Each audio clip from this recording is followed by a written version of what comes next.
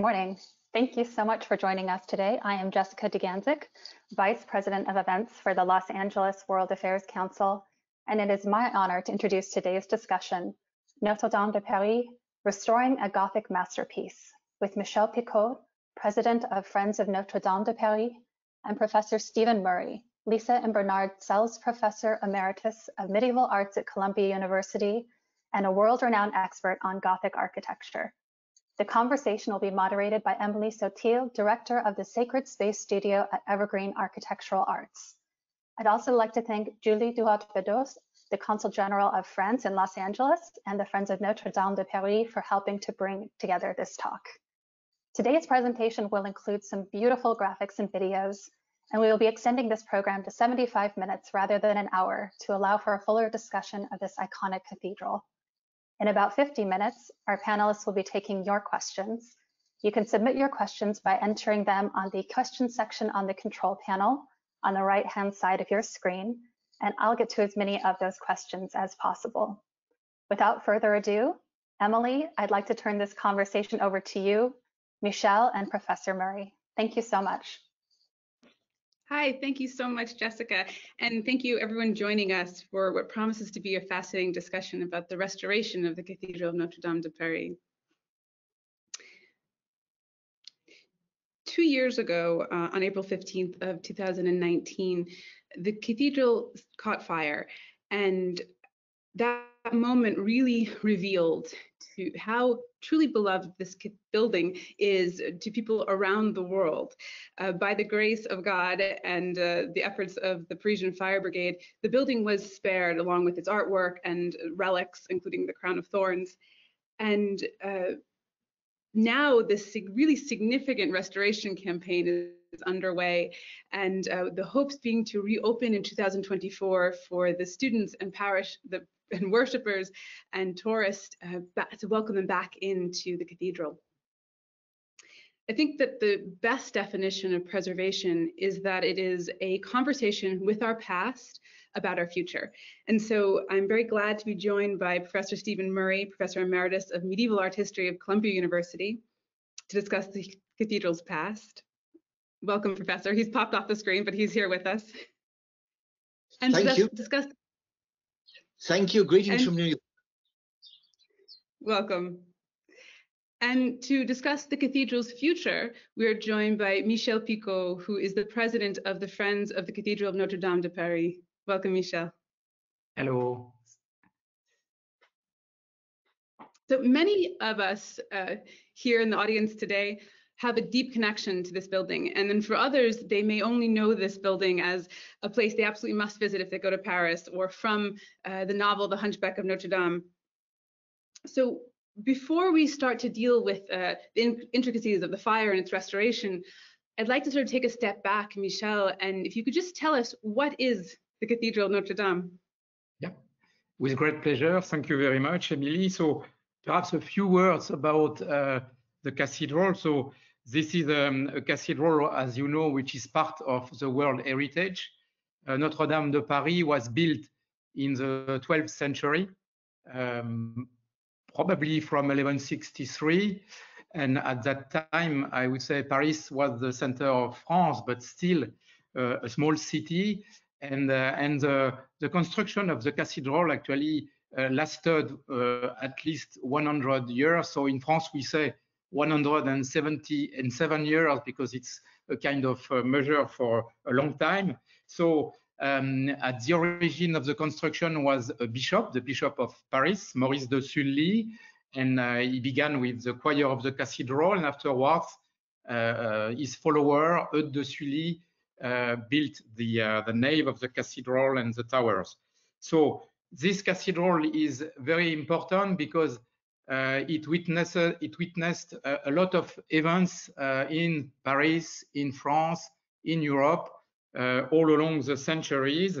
But it's also not only a monument, but a church. Is the seat of the Archbishop of Paris. So you have one stained glass window of the cathedral that I wanted also to present you, where you see the Bishop of Paris in the middle of the city. And And Notre-Dame, as you know, means Our Lady of Paris. And one of the kings of France, Louis XIII, dedicated the country to the Virgin Mary in the 17th century. So you see, this is very intertwined between the church, the history, and the position of Notre-Dame de Paris Cathedral in the center of Paris, in the center of France. And we have some pictures of this as well. We can flip Yes, through. so perhaps we can have a look at one or two pictures. So this is a picture which shows actually the chevet of the cathedral with the wonderful flying buttresses that you see, which are a characteristic of this monument. On the following picture, you can see also the spire of the cathedral. So this spire has a long history because the first medieval spire fell down at the end of the 18th century, and it was replaced in the 19th century. And so this is the spire of the 19th century that you see here before the fire. And you can see also some other interesting parts of the cathedral, and especially the vaults of the nave of the cathedral with these wonderful ribs that you see on the ceiling of the cathedral. And to end up, so just to illustrate also the fact that it's the seat of the Archbishop, on the following picture, you will see a stained glass window with a bishop, and this is part of one of the magnificent rose windows of the cathedral, this one being part of the south rose window of the cathedral in the south transept. So this gives you an idea of the beauties of the cathedral. So all the pictures that I showed here, by the way, are pictures taken before the fire of 2019. This is a great image because it reminds us too of the cathedral's role, both as the seat of the bishop, who is sort of the primary instructor of a region in the faith, and also of the cathedral's role as a catechetical tool to really instruct all who enter and to sort of prime them to receive God, to receive these hidden realities. I was talking with, we have another slide of the interior. I was speaking with Father Michael Perry, who's a priest of the Brooklyn diocese, who has heard confession at Notre-Dame for over 2 decades. And he was telling me about a young American tourist coming in and saying, "This is the most beautiful place I've ever seen. Tell me about God." So I think that, we can't have a conversation about Notre-Dame without talking about its beauty. Can I chip in something here? Yeah, please. It's funny. I've been an art historian for 50 years. Art historians don't talk much about beauty, and they don't talk much about God. But as I thought about this question, I came up with a 3-part structure that I think any medieval Christian thinker would have believed. Part number 1, in Genesis, it's clear. God created the world and the universe and all things seen. That's clear, isn't it? Therein lies beauty. That's part number 2. But then part number 3 is that the ability to perceive beauty through the sense of wonder, it seems to me, brings us closer to God. I think any medieval Christian would have thought that. And we are seduced, in a sense, and pulled in by God's fishhook. It's a kind of fishhook. And it was G.K. Chesterton that talked about the unseen hook and the invisible line that God uses to pull people in. And it seemed to me that's perfectly applies to beauty and to God. But the image that you're looking at is the image of God in a moralized Bible, and God is creating the world with a great compass. And by describing the spherical form of the earth, the work is begun. In the cathedral, the first work must have been to describe a series of concentric circles that form the east end. So the builders must have strongly felt that they were imitating God in the sense of using God's methods to create this thing. Then finally, just 3 thoughts. I've talked about what a medieval Christian might think. What do we think when we enter the building? Why is it so beautiful? I would say each of us will come up with different answers, but I would say backlighting. something that's illuminated from behind, in which a kind of divine gloom pervades, and in which the limited lighting causes us to be illuminated. It seems to be the kind of hoveringness of the building, where the thing seems that slide we saw, looking right upwards, the upper structure seems to just hover up there without visible support. It's precarious. We are, through the notion of precariousness, led to the idea of fear and the sublime. We are led to a world beyond ourselves.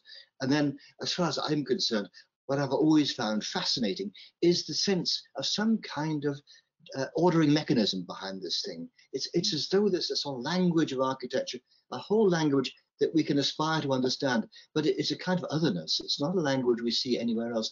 These are the things, I think, that make, for each of us will find a different answer, but they make the building beautiful.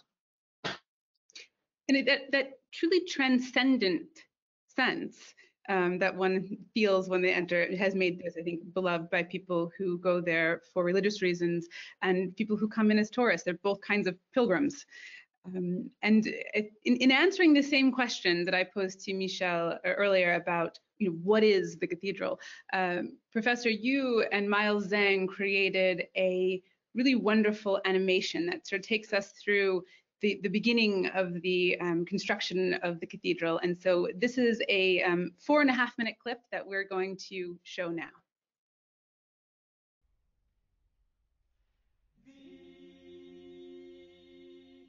Our splendid Gothic cathedral of Notre-Dame of Paris occupies the site of at least 2 older churches, which were progressively demolished to make way for the new construction. A great basilica to the west, seen here on the right, thought to belong to the age of the Emperor Charlemagne, and a smaller Romanesque church to the east. At a date around 1160, the builders began in the choir to lay out the massive foundations of an edifice some 120 meters long and 28 meters wide.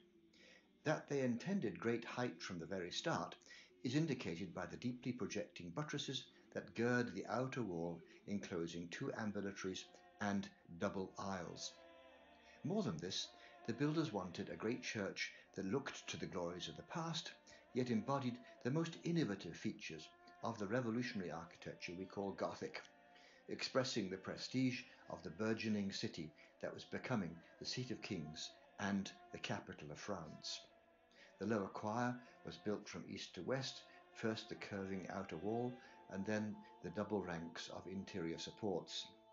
The upper choir embodied a spacious gallery with a little round oculus opening into the gallery roof and a small clerestory window at the top. We learn from the chronicle of Robert de Torigny that the roof was in place by 1177. Masonry vaults were installed soon thereafter under the protection of the wooden roof. This was remarkably rapid construction. At over 30 meters in height, this was the tallest church in the north. Such height, combined with thin walls and supports, was made possible with the use of a new constructional device, long-reach props or flyers springing from the outer buttresses. With the choir closed in by a provisional wall, the clergy could take their seats to resume the divine office. The nave may have been begun even before the upper choir was finished. A new master mason made modifications including greater height, new forms of articulation, and adjustments to the southern nave gallery in an attempt to admit more light. At the western end, a massive frontispiece was begun towards 1200, even before the nave was finished. The double aisles are brought together to form the base of 2 great square towers, the northern one probably begun before the south. The corners of the towers are marked by 4 vertical buttresses, which divide 3 portals, sumptuously equipped with figurative sculpture, which provided a kind of sermon for the enlightenment of lay people entering the church. This powerful cubic composition is capped by a gallery of kings and a great rose window. We may now assess the massing of the new cathedral as it stood around 1220. Its transverse section is defined by a great equilateral triangle, with its base spreading to the outer walls and its apex fixing the height of the vault. the cathedral is built ad triangulum. We can see the external props or flying buttresses that leap directly from the outer buttress to the central vessel, oversailing the outer aisle and the gallery roof in a single bound. This complex structure is contained within a continuous peripheral wall, the transept cutting the space of the longitudinal structure at roughly halfway point in the plan does not project. The continuous sweep of the rounded eastern hemicycle recalled the great funerary churches of early Christian Rome.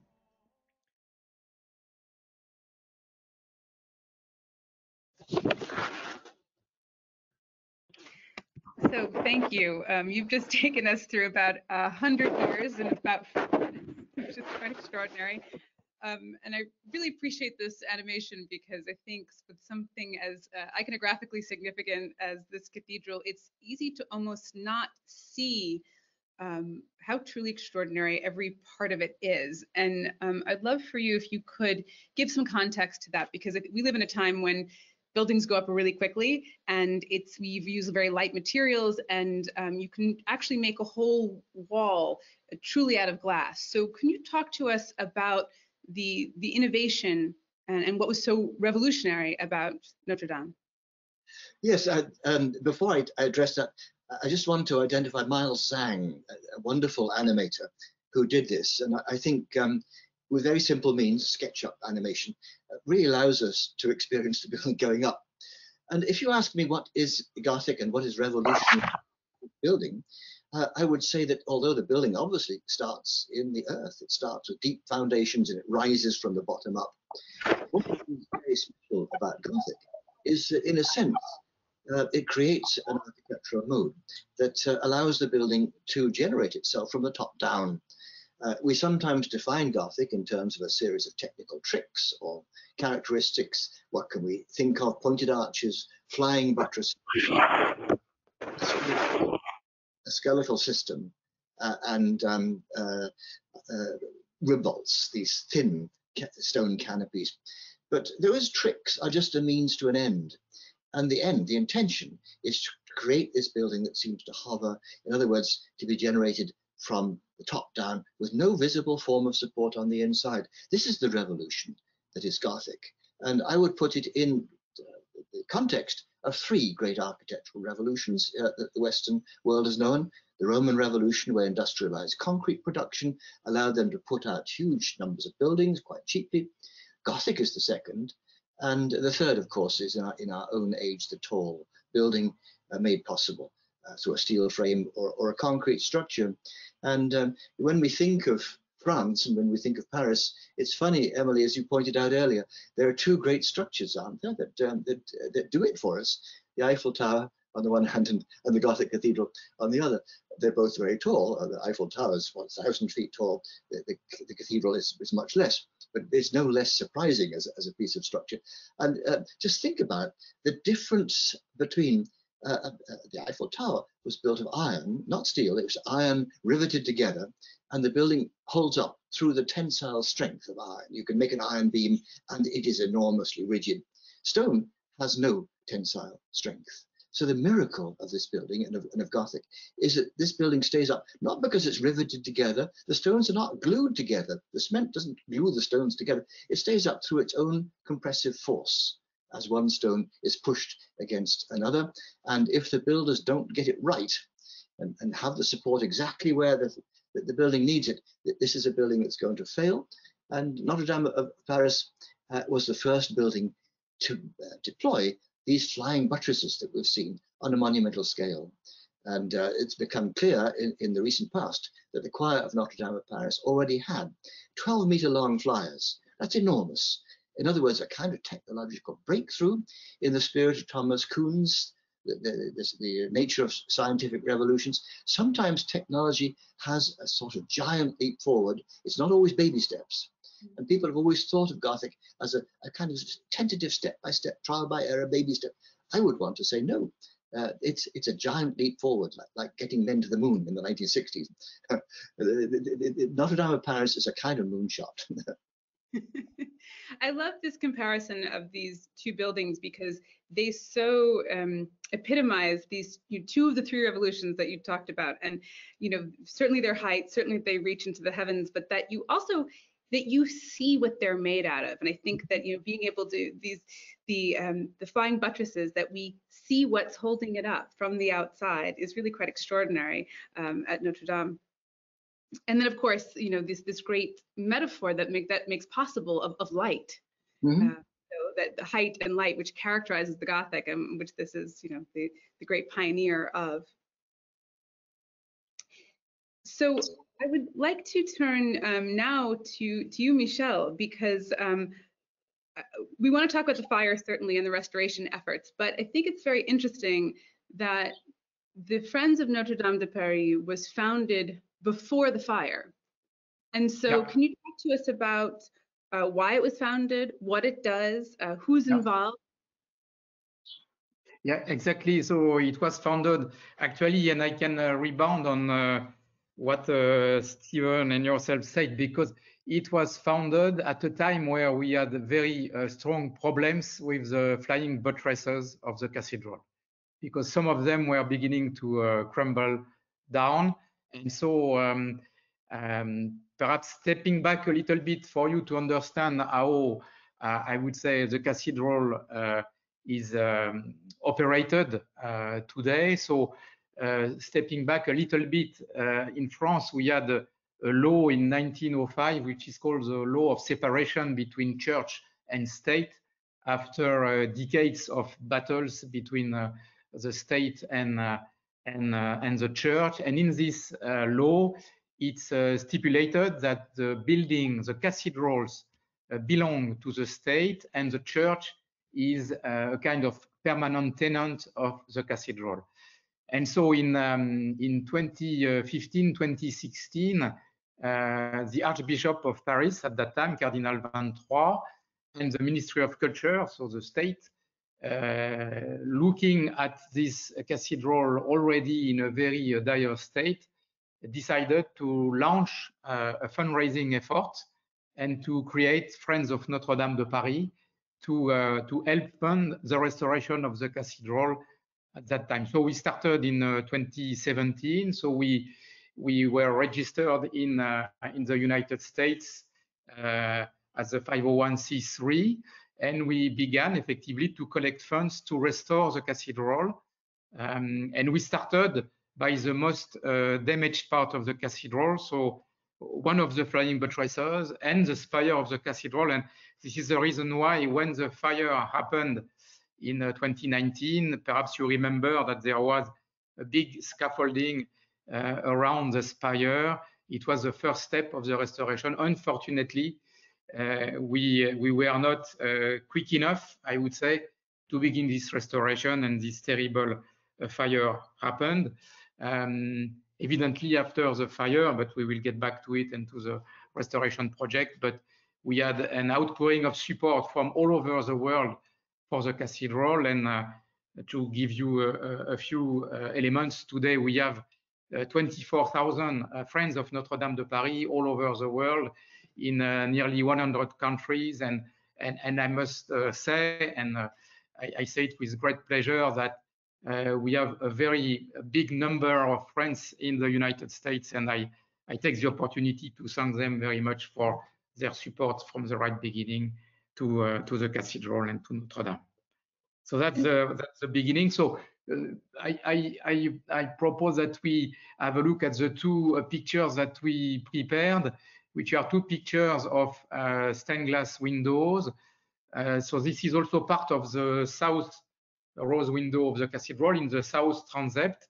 So the rose windows actually are divided. The north rose windows as a representation of the Old Testament, and the south rose window as representation of the New Testament. And you see perhaps an example with Jesus and the paralytic here on this part of the rose window, and you see that it's in a very bad state. And on the following one, if we move to the following picture, so you have another example.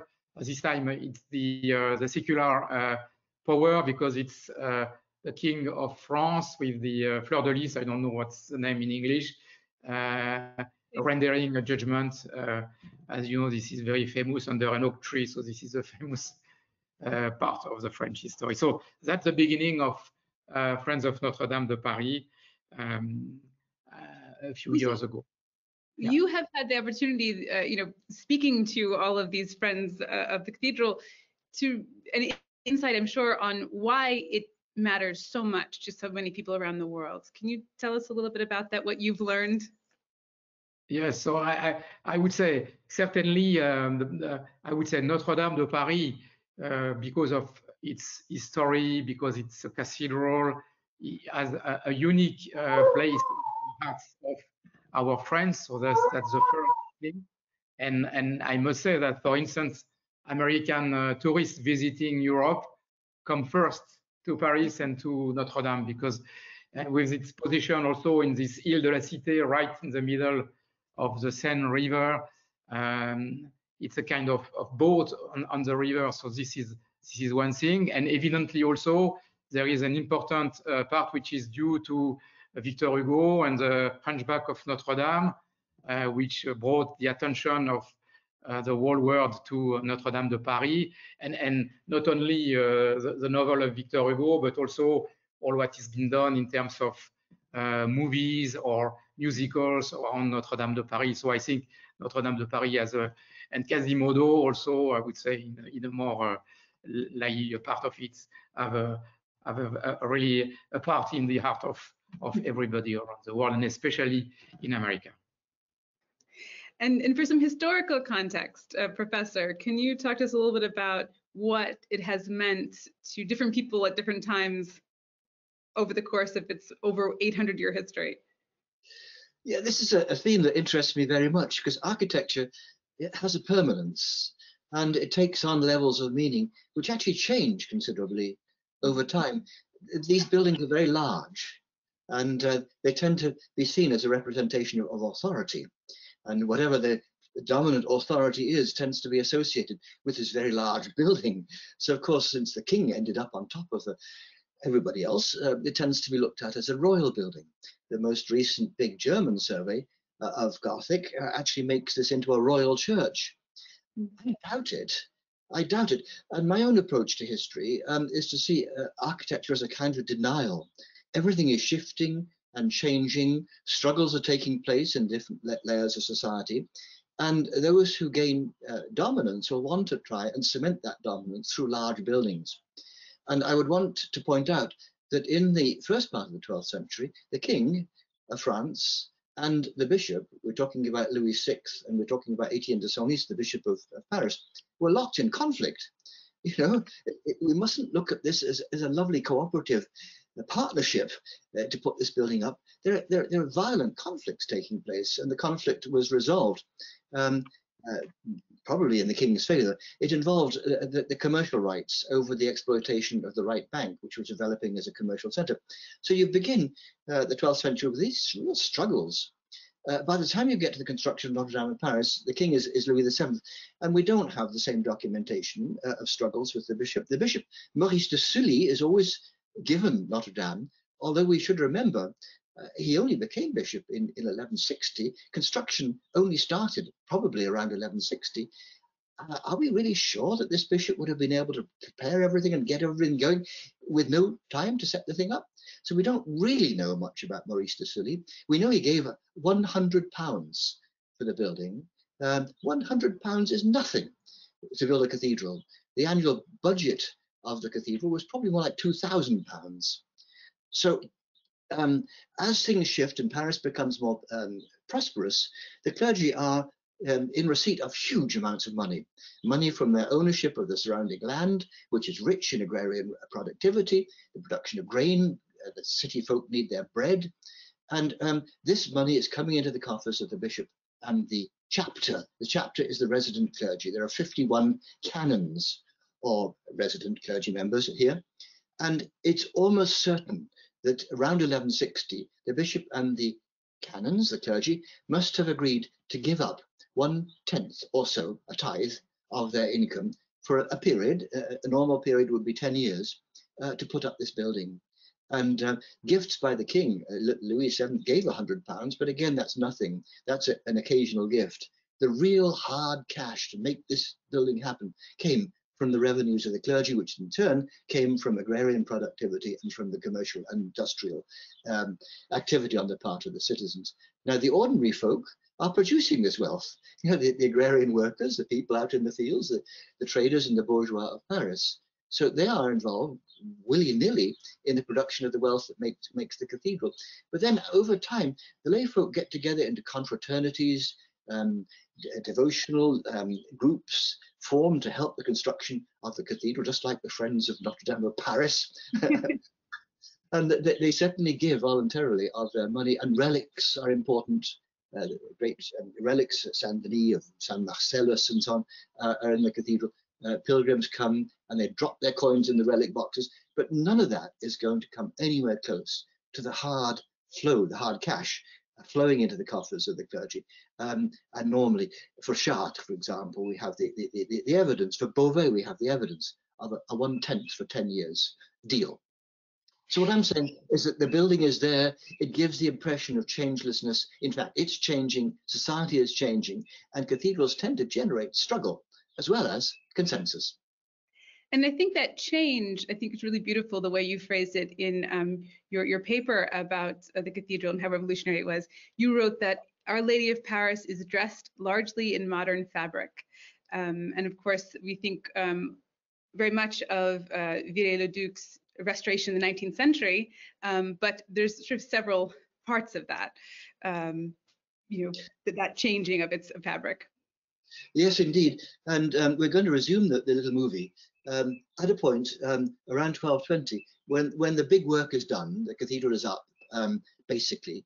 And I want you to remember that this was done in an adventurous, speculative way in a city that was not yet capital of France, in a France that was not yet the France that we know, because the English dynasty, the Plantagenets, are a threat. The King of France is threatened in his own city. And so in a sense, it's a great leap, a great risk being taken. That's in stage one. Architecturally also, it's a very risk-taking building, which actually paid off. In part two of the movie, we're going to watch the building transform twice over. First of all, beginning around 1220, the building must have been considered inadequate in certain ways, and it was refurbished, both for aesthetic and for functional reasons. And so we'll follow that. Oh, let's go to that video. This and see those changes. This section is just six minutes long. Yes. As the cathedral went up, its forms and spaces were subject to ongoing review by its clerical and lay users, by its artisans, and by visiting critics. There must have been some consensus that the interior was too dark, particularly at a time when other structures, like Chartres, Reims, and Soissons cathedrals, were being equipped with enormous upper windows. Around 1220, beginning in the choir, a radical transformation was initiated. The upper windows were extended downwards, the gallery roof was flattened, and the little round oculi that had opened into the space under the gallery roof were now removed. What had been a 4-story interior was now transformed to 3: arcade, gallery, and enlarged clerestory. Between the 1220s and the middle of the 13th century, work was begun on the addition of lateral chapels inserted between the buttresses of the nave, thus providing additional space for tombs, which allowed the privileged occupant to gain from intercessory masses, mitigating the pains of purgatory. Simultaneously with the work on the chapels, the western frontispiece was continued upwards into mighty square towers rising above the double aisles, dominating the Parisian urban landscape and visible far beyond. It provided a compelling prototype for many other churches throughout the Middle Ages and an icon for the very idea of Paris. New delicate linear tracery forms appear and lavish foliate decoration. The same forms appear in the nave chapels, which are capped by sharp exterior gables, conveying to each chapel the look of a sacred shrine. The addition of chapels served to dilate or expand the envelope of the cathedral, making it necessary to extend the transept arms with sumptuous facades to match the chapels. The northern facade, begun around 1240 by master mason Jean de Chelles, embodies a refined language of tracery forms, sharp mouldings, niches, and gables, reaching a crescendo in the great rose window, whose radiating spokes have lent the name applied to this characteristically Parisian architecture, rayonnant. The great portal, carrying images of the redemptive power of the Virgin Mary, provided a ceremonial entrance on the side of the dwellings of the cathedral clergy or chapter. A smaller portal on the south flank of the choir was added as the chapels were continued around the choir in the decades around 1300. The choir gallery was also modernized with the addition of large windows, admitting a splendid blaze of light. This, all in the highly refined style of gables and pinnacles that has led beholders to compare the forms of the cathedral with those of a precious gold reliquary. The new south transept facade, with its magnificent portal dedicated to St. Stephen, faced the bishop's palace.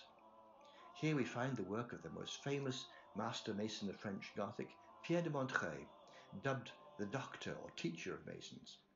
In this facade, Pierre linked together the decorative forms into a linear grid with a strong vertical emphasis, topped by a great rose window.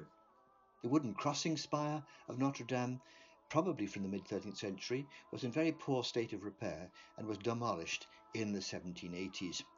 The advent of the French Revolution and the disestablishment of the clergy made it impossible to proceed to a replacement.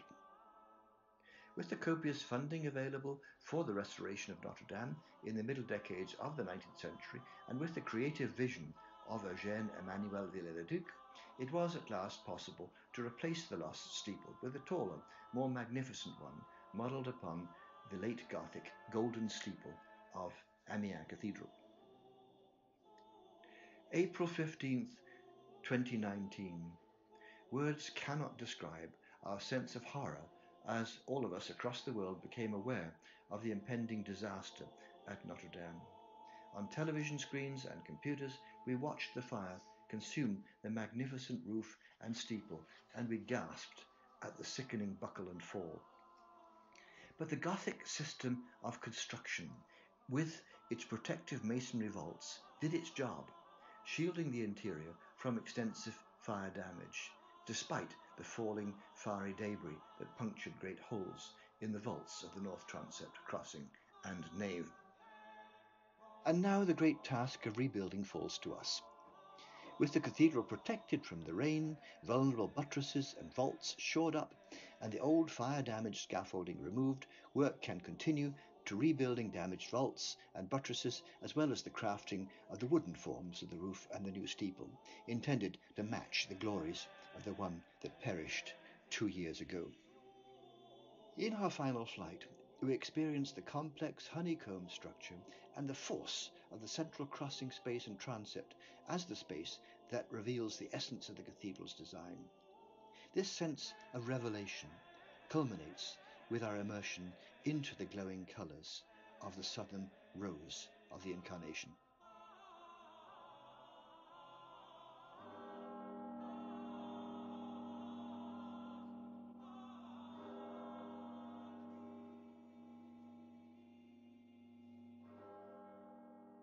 Thank you so much for taking us through that.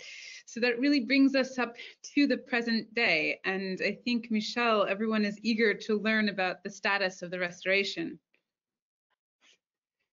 Yes, with great pleasure. So I would say and thank you very much, Professor Murray and Miles Jean, for this film, which is a wonderful presentation of the cathedral and its construction, and also what needs to be done now. So if we perhaps have a look at this picture. So this is a picture of the interior of the cathedral on April 16 in the morning. So as you see, so this is a picture of the transept, and you see the nave and the choir on the left-hand side and on the right-hand side. So a big hole in the middle of the cathedral at the crossing of the transept.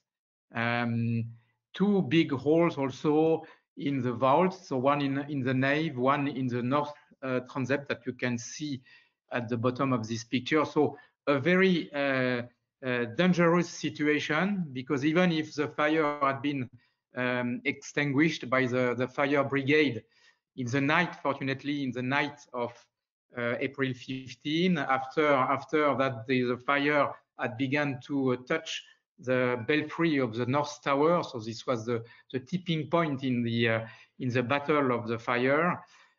So nonetheless, the building was in a very, very bad state. And to give you an example, so we had to get started in what we call the safety phase of the cathedral, which is still lasting today. And on the following picture, so you will see that one of the first things which was done was to remove all the stained glass windows of the upper part of the cathedral. So you see the stained glass windows of the nave and the stained glass windows of the choir, which have been removed. So this was the first step. In the same time, and we will see it on the following picture, so we had to sustain actually the walls of the cathedral, because the overall architecture of the building was relying on the weight of the roof, relying on the walls of the cathedral, and some of the walls began to tilt a little bit, and especially the walls of the two gables of the two transepts. So here you have the south transept, but it was the same also for the north transept. So immediately we installed, in the following days, so we installed wooden structures to sustain the walls of the cathedral. So this was a very important part of it. And progressively, we had also to touch the burnt scaffolding of the spire, because this burnt scaffolding was relying on the different walls of the building. So the walls of so you see in the middle here, we had this scaffolding, which was removed in the end, at the end of 2020. And we installed also a tarp above the nave, above the choir and the transept, to protect from the water and to be able to begin the works. Afterwards, so, and this is what we will see on the following picture, we began to install big scaffoldings inside the cathedral. So this is the state of these scaffoldings at the beginning of this year. You have this picture. You can see also the following one, where you see these huge scaffoldings inside the cathedral, and the following one also, where you will see what's taking place in the middle of the cathedral, so at the crossing of the transept. So now the structure is protected, so no risk anymore for the time being. And so we are going to begin to protect and prop up the vaults, the most damaged vaults of the cathedral. So here we are just in the choir of the cathedral, so just under the vault. So we installed big wooden floors just below the vaults, and we installed these prop-ups that you see here to protect the most damaged vaults. You will see it also on the following picture. So you see that we have been driven to, I would say, reconstitute or rebuild the structure of the medieval ribs with these elements. And on the following picture also, I think you will see another nice view of a kind of modern cornerstone in the middle of the vaults of the choir of the cathedral. So another example afterwards, so this is a cornerstone which has been protected after the fire. So what is very interesting also is that we have the possibility, by rebuilding or protecting the cathedral, to have views like this one, which are not possible or were not possible before the fire, because they were very high above our heads, about 35 meters high above our heads. So now what will we do in the next steps? So in the next steps, so we will complete actually the protection of all the vaults of the cathedral. So in the choir, in the nave, and in the two transepts. We will also begin the restoration of the chapels of the cathedral. So this is an example here. This is a test chapel where we tested actually the restoration methods and processes. And you see that this chapel, which is Chapel San Ferdinand, is now completely restored. So the paintings of the chapel have been restored. The stained glass window has been restored as well. So you see, this is what will be the state of the cathedral once the restoration will have been completed. And we worked also on the restoration of the statues of the spire. So these statues dated back to the 19th century because they were installed when Viollet-le-Duc replaced the medieval spire by this new spire of the 19th century. And fortunately enough, they had been taken off the spire 4 days before the fire. So we are able now to restore them. So this is a statue of Saint Philippe, which is one of the 12 apostles, which adorn actually the spire of the cathedral, as well as statues of the evangelists. So this is where we stand right now. To give you now an idea of the next steps. So our target is to reopen the cathedral to the services, the religious services, but also to the visitors at the end of 2024. So this time is necessary because now we are going to begin the consolidation of the vaults. We are going, as I showed you before, we are going also to begin the construction of the roof and the construction of the spire. And this will take the next 2 to 3 years to be able to have the cathedral not fully restored, but at least with a roof and a new spire. And so this safe. is the next step. Yeah. Yeah.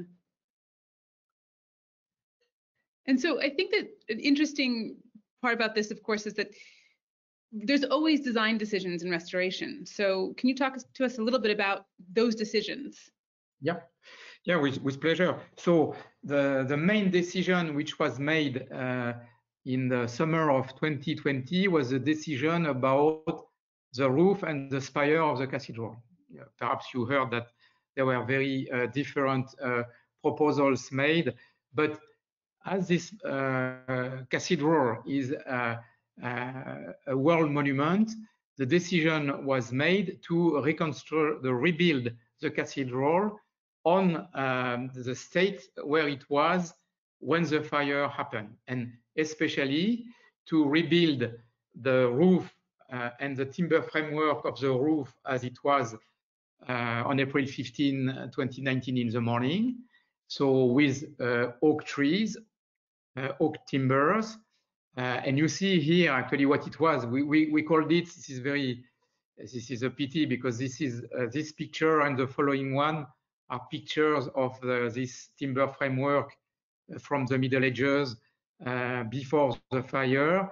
So the decision was made to replicate this timber framework of the roof, to also use the same lead covering for the roof, and to rebuild the spire of Viollet-le-Duc, so the one that you saw on the previous pictures. So this was a very important step, and the decision was, I must say, welcomed by everybody, and I must say very clearly by every donor all around the world, because I think people were used to this roof, to this spire of Notre-Dame de Paris, and they want to have it again when the reconstruction will be completed in a few years. So this is, for me, very comforting to have made this decision. And this was also made possible by the fact that the last documented state of the cathedral was the one of Viollet-le-Duc. we have no document about the building in the Middle Ages, and the latest document that we have, they are the ones which have been written and established by Viollet-le-Duc in the 19th century. So, which makes the work of the architects of the historical monuments easier in a way to redo it in the way Viollet-le-Duc had restored the cathedral in the 19th century. And I know that during the Q&A, we'll have a lot of questions about the craftsmanship and some of these specific decisions. But I just, one of the things I think when we all saw the fire happening, in a time in our world where things are so disposable and replaceable, it really struck people that some things are irreplaceable, and Notre-Dame is one of them. So there was this incredible outpouring of support, financial support. Do you have all the money that you need? No, definitely no. For I would say a very good reason, which is that first of all, we have already spent a lot of money just in the safety phase. So this safety phase represented a budget of 165 million euros. Now we get into what we call the reconstruction phase, which will end with the reopening of the cathedral, hopefully at the end of 2024. But this will not be the end of the restoration. When we will reopen the cathedral, we will have a roof, we will have a spire, but the restoration, for instance, of the chevet of the cathedral and of the flying buttresses will not have been done. The restoration of the sacristy will not have been done. The restoration of the presbytery will not have been done. So most probably the restoration of the cathedral will last at least until the end of the decade. So which means that even if we very actively collect funds for the reconstruction, we have still a long way to go in terms of funding to complete the restoration of Notre-Dame. And you have created a website for people to go to where they can not only donate, but also take a wonderful virtual tour, which is a lot of people traveling less at this specific time. So you can actually do a virtual tour of the cathedral. Where do they need to go to see that? Yeah, exactly. So we welcome evidently new friends of Notre-Dame de Paris, and I hope that in our audience today we will be able to have new friends of Notre-Dame de Paris. So I engage you to go to our website, which is friendsofnotredamedeparis.org, where you will find all information about the history of the cathedral, but also about the reconstruction and restoration project of the cathedral.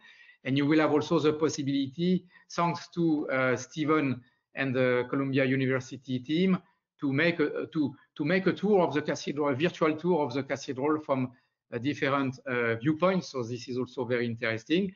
And you will evidently also have the possibility to register as a friend of Notre-Dame de Paris and contribute to the restoration.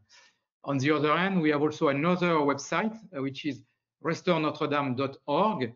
And in this website, so we have highlighted in a form of a puzzle, actually 50 artworks of Notre-Dame, be they statues of Notre-Dame that we need to restore, be they also grotesques, as the one you see here. This is one of the most famous, and I have also put one or two other ones afterwards. So they need also to be restored, these grotesques. And you will find also what we call the maze of the cathedral, which are very large paintings of 3 meters by 4 meters, which were offered in the 17th century by the Guild of Goldsmiths of Paris to the cathedral in the month of May, because this is the month of the Virgin Mary, as you know. And so these paintings, they need also to be restored, and you will find also some examples of this painting and also some information about the history of the paintings, which are wonderful artworks of the 17th century. So, and to end up, I would say we will propose you also on our website, friendsofnotredamedeparis.org, to be members of what we call the 1163 Society, and you will have the possibility also to benefit from different information on a more regular basis and systematic basis than what you will find on our website. for laying that groundwork about this restoration, and thank you both. And we have, I know, very specific questions from the audience about the restoration and the materials and its history. So, and we certainly could talk about all of these things forever. But I'd like to turn it over to Jessica to get into these audience questions. Wonderful, thank you so much. And one of the main questions we've been getting from the audience is how they can watch this discussion again and get some watch the video again that Professor Murray shared. So we will be uploading this discussion to our YouTube channel. And for those of you who have registered, you'll get a follow-up email, which will include a link to that YouTube video. So make sure to watch out for that, and you can share this with anyone that you would like to. Our first question, the destroyed statues from the Revolution, several are in the Musée de Cluny. Are they useful for restoration work now, or are we looking to restore the Viollet-le-Duc construction? No, actually, we are going to. Well, first of all, the Viollet-le-Duc statues, the 28 statues, which are at the middle level of the facade of the cathedral. These 28 statues, they had been taken down at the Revolution in 1793 because the revolutionary people believed that they were the kings of France, which was a big error because they were actually the kings of Judah, so not of France. But all these statues in 1793, they were taken down and pieced out and so on. And so they were saved by a tradesman who said, okay, so I will collect the stones, and they were lost. They got lost actually at the end of this 18th century, and they were found again actually in a building in a hotel particulier in Paris in 1977. So not all of them, but a few of them were found, and now they are effectively in Musée de Cluny in Paris. So you can see these wonderful Gothic sculptures from the 13th century. In 1844, from 1844 to 1864, so Viollet-le-Duc actually replaced all the kings by new kings of Judah, who are the ones actually in this gallery on the facade of the cathedral. They had been restored at the end of the 20th century in the 1990s, so which means that they are not in such a bad state, and so they will be cleaned up and so on, but they will be the ones staying, I would say, on this middle gallery of the facade of the cathedral. So if you want to see the Gothic sculptures, you need to go to Musée de Cluny, and you will see the Viollet-le-Duc kings of Judah on the facade of the cathedral from now on. Perfect. Professor Murray, I'm going to direct this one to you. Can you explain how such massive structures as the cathedrals could be built without architects? Or were there architect-like masters involved with the master plans before and during the construction? Oh, I think we have you muted. Professor Murray, I think you might be muted. Oh. Thank you. I was muted. Thank you. The word architect wasn't used in the Middle Ages. The equivalent was a master mason. But a master mason had not gone to architecture school at MIT or at Columbia. A master mason was trained as an apprentice and in the workshop. But I believe in the period of the great cathedrals, the master masons formed a kind of elite and interacted very much between themselves and interacted very much with the higher clergy. And in fact, the master mason of Amiens, whose name we know, his name was Robert of Lussage. The word Lussage, de Lussage, Lussage is a little village north of Paris, but the family were amongst the canons or the clergy of Long Cathedral. And it's quite possible that Robert of Lussage came from the background of Long Cathedral. So these are elite people, had learned really mysteries, secrets shared amongst themselves, and they form a quite different group from the ordinary workers who were could be hired on the spot. Paris would be full of stoneworkers, but then the top ranks would be itinerant and would come in for a while. We don't know the master mason who began the work at Notre-Dame. We only know the first names we know in the transepts, that's Jean Duchel and Pierre de Montreuil, it's clear that two master masons directed the main bulk of work, one for the choir and the other for the nave. There are very sharp differences between the two. But I do believe in this existence of these elite masters who were immensely powerful and prestigious. They would wear a robe. They would have an ermine cloak over their shoulders. They would carry a staff, and they would really stand out. You know, they were not just ordinary workers. Emily, we need to upgrade your attire. We've got to get you some ermine and a cloak. Michel, just as a follow-up to that, so I mean, the master stone workers and the people that helped to build Notre-Dame, are we seeing a resurgence of that in Paris around this construction of Notre-Dame? Are these skills being handed down so that future generations can continue to maintain the cathedral? Yes, I think this is a very important part of the restoration project. This is to scale up, I would say, the craftsmanship around all those works, be they stone works, be they stained glass window workers, be they restorer of paintings. So this is very, very important, and this is part of the project to scale up all those skills, which were relatively scarce, I must say, in France up to now. So fortunately, we have a few very, very good companies able to restore in these different topics, but we need more.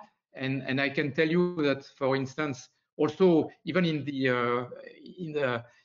wood industry, for instance, we had to select the timbers for the roof, and we had the first selection with timbers coming from I think something like 80 forests all around France. So this is for the spire and the transepts, and for the choir and the nave. So we will most probably also take woods from other parts of Europe and perhaps of the world. And you see, we need to accompany this restoration by the scaling up of all these skills. And I can tell you, for instance, for the spire, we had already a plan to use lead plaques made by some specialized companies in the UK, for instance. So you see, I think the skills are needed, and they need to be scaled up very significantly for Notre-Dame, but also it will be used for other monuments all around France and perhaps Europe. I think a really important point of that is the decision to do true restoration work, and to be a patron of that. And they say things like, they don't make them like I used to. Well, we can and do, but the will has to be there, and certainly to keep these trades alive, this continuation has to be done. The work has to be done so that that trade can be passed on. So what Michel is talking about is tremendously important. Yeah. Michel, you mentioned the forest and the trees that will need to be acquired to rebuild the steeple.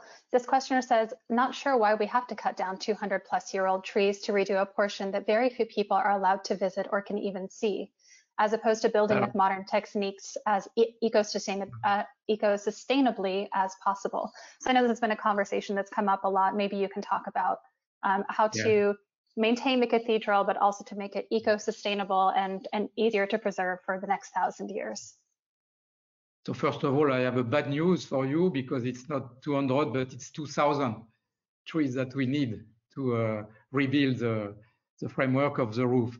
And so to the question about the fact that we have to cut down 2,000, because it will be 2,000 oak trees. So this is what the forest operators do every day. So this cutting of oak trees in the forest, this is part of the maintenance of the forest itself. So you can check, but I think this is not something which will harm or destroy any forest anywhere. As I said, for the first 1,000, we took them from I think more than 80 forests all around France. So this is very limited. So I think the harm will be very limited, and this is part of the life of the forests. Professor Murray, how did one find suitable structurally stable sites to support a massive structure like Notre-Dame 900 years ago? How did they repeat the question, please? How did one find suitable, structurally stable sites to support a massive structure like Notre-Dame? That's a terrific question. A recent PhD out of Columbia really looks at Gothic as peculiar to an area that is not seismically very active. You couldn't do a full-scale Gothic cathedral, for example, on the island of Cyprus, or for example, in the Near East. Northern Europe is relatively stable, and we don't know of any earthquakes, major earthquakes bringing cathedrals down.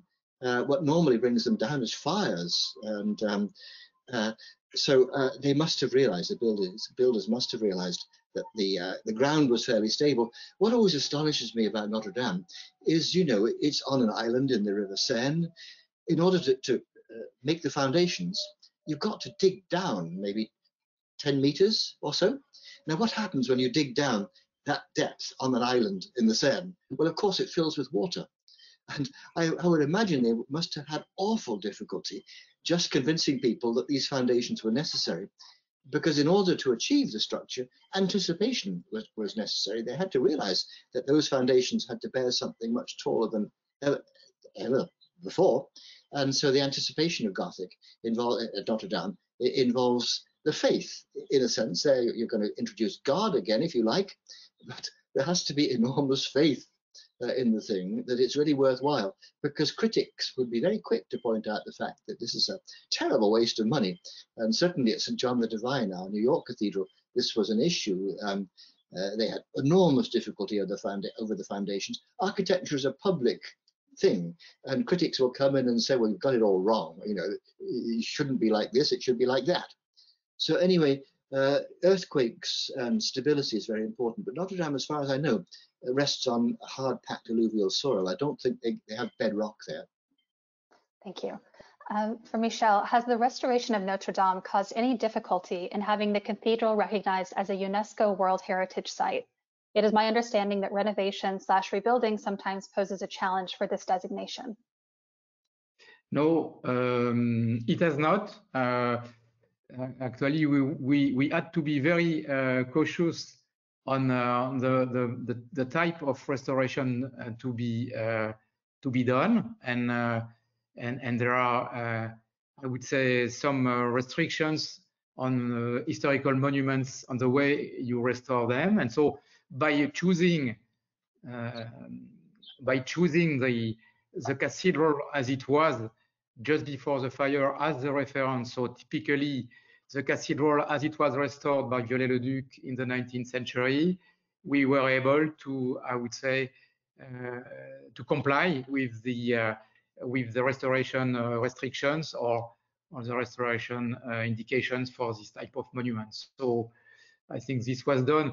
You know that in France we have what we call une Commission nationale des monuments historiques, and in this commission, so you have representatives of the architects of the historical monuments and of the Ministry of Culture, evidently, and so this is a very closely looked at, and so we were able to make a decision which was compliant with the rules for the UNESCO World Heritage monuments. Has the cause of the fire been determined? Was anyone held responsible? No, the response is no. There is no clear responsibility which was defined at the end of the inquiry, which was done after the fire. There are several assumptions which were made and which are still open. One of them, to perhaps mention one of them, because in my view, I think this is something which is quite possible.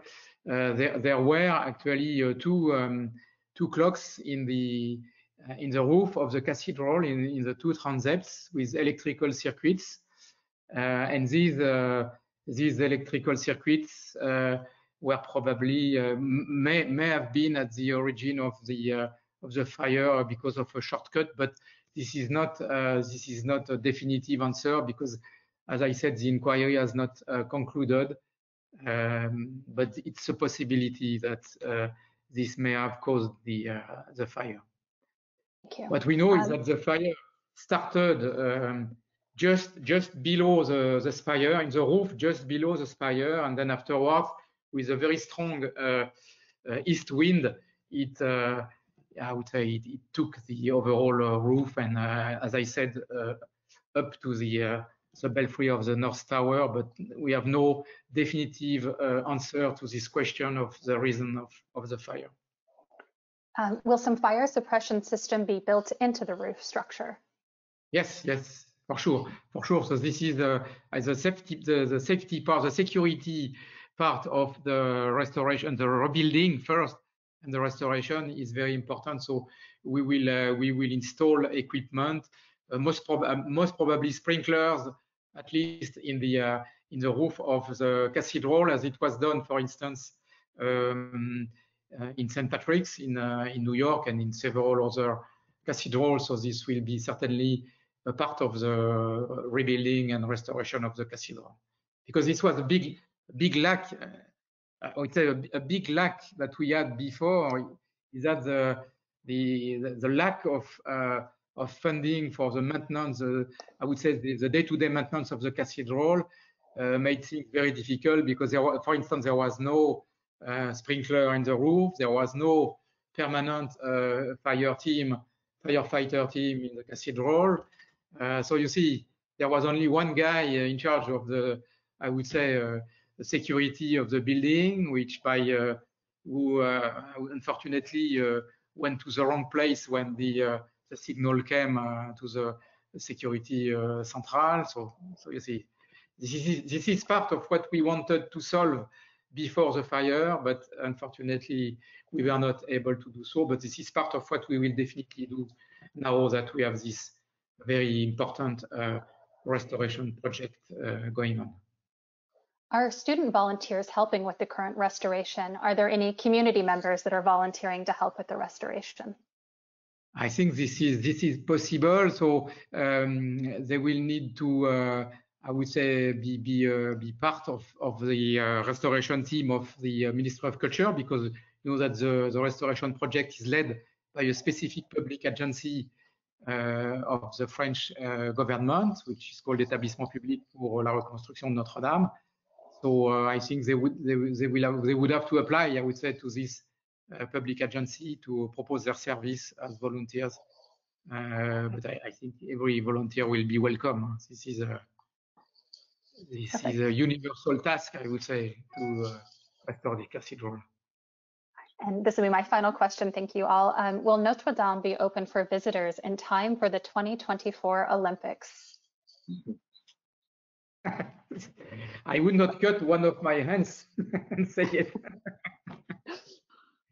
No, what I can tell you, the first target date which was given after the fire by President Macron, so we cannot say the opposite, was to say it will be reopened within 5 years. So 5 years would be just before the Olympics. Now what I heard was more reopening at the end of 2024, so after the Olympics, and full restoration most probably at the end of the decade. So I am afraid the response for the Olympics will be no, so people will be able to go around the cathedral, certainly, but to re-enter the cathedral, I would not bet on that. But you remember, perhaps you remember that the building of the construction of the cathedral in the beginning lasted more or less a century. So if we do it in 10 years, so this will be, in my view, a big achievement. I agree. Thank you so much. Emily, I'll turn this back over to you and I'll come back to close it up. Well, I just wanted to thank you both, Michel and Professor, for joining us and for really walking us through the history and the future of this most incredible building. Thank you. Thank you very much. Great. Yes, I think we are all very much looking forward to being able to travel to Paris soon and seeing the restoration work in person. So to our audience, if you'd like to support the restoration effort, you can do so by visiting www.friendsofnotredamedeparis.org, which is also in the chat window. If you'd like to support the Council and programs like these and to learn about our upcoming events and membership, please visit our website, lawacth.org. And Professor Murray, Michelle, and Emily, thank you so much for your time and wonderful insights today. Professor, I'd happily listen to you read a phone book, but having you talk about Gothic architecture is even better. So it was an honor hosting you all at the council, and best of luck with your continued work to preserve this sacred and historic site for generations to come. Thank you, everyone.